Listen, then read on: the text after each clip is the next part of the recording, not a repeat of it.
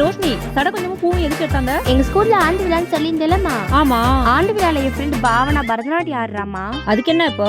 அதுக்கு ஃப்ளவரும் சட கொஞ்சமும் கேட்டிருந்தாமா. காசு கொடுக்கலையா? இப்ப அவள்கிட்ட காசு இல்ல, 2 daysல கொடுத்துருவாமா. நீ தான் கரெக்டா வாங்கிட்டு வந்துடணும். வாங்கிட்டு வந்துடுறேம்மா. ஆமா, நீ இதுலயும் ஜாயின் பண்ணலையா? நான் மார்வேட போட்டியில சேர்ந்திருக்கேம்மா. அப்படியா? என்ன வேஷம் போட போற? நான் கர்ணர் வேஷம் போட போறேம்மா. கர்ணனா? கர்ணன்னா யாருன்னு உனக்கு தெரியுமா? உனக்கு கர்ணன் வேஷம் யார் போட சொன்னா? எங்க மிஸ் தான் போட சொன்னாங்க.